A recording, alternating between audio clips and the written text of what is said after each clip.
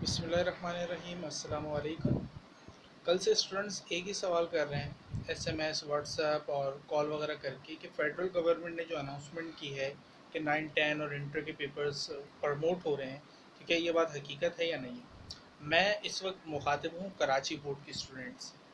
देखिए, Karachi board affiliated है Sindh government से, फेडरल गवर्नमेंट से नहीं है। अगर आप फेडरल गवर्नमेंट के स्टूडेंट हैं तो यस, आप प्रमोट हो चुके हैं, लेकिन आप सिंध गवर्नमेंट के अगर स्टूडेंट हैं तो ये अनाउंसमेंट फेडरल गवर्नमेंट ने अब तक की है। अब तक सिंध गवर्नमेंट ने इस पर कोई भी रिस्पॉन्ड पॉजिटिवली नहीं किया।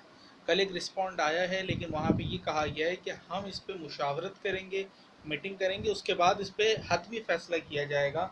यानी यहाँ पे बोर्ड के चेयरपर्सन से भी बात होनी है और उसके बाद फिर हतमी फैसला किया जाना है कि होना क्या है।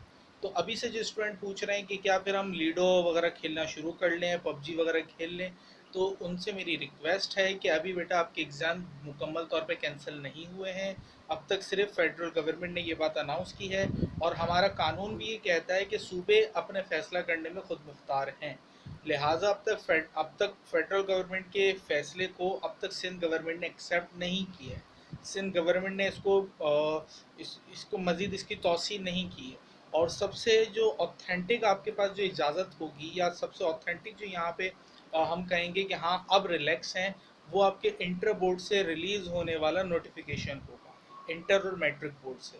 तो जब तक इंटर और मैट्रिक बोर्ड से नोटिफिकेशन रिलीज़ नहीं होता, तब तक आप लोगों के एग्ज़ाम्स प्रमोट वगैरह नहीं हुए, तैयारी अभी भी कंटिन्यू रखें।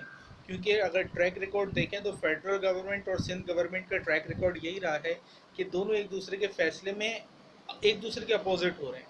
तो एन मुमकिन है यहाँ पर भी ऐसा कुछ हो जाए। सिंध गवर्नमेंट ये तो कह चुकी है कि 30 मई के बाद भी स्कूल खुलना पॉसिबल नहीं है, लेकिन पेपर को कैंसिल करने का अब तक इन्होंने कोई इंदिया भी नहीं दिया। तो लिहाजा अपनी तैयारियों को मुकम्मल रखें।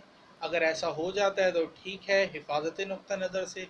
लेकिन अगर नहीं होता, या पेपर शॉर्ट हो जाते हैं, या एमसीक्यू बेस हो जाते हैं, तो उस सूरत में भी आपको पेपर अपने परसू करने होंगे।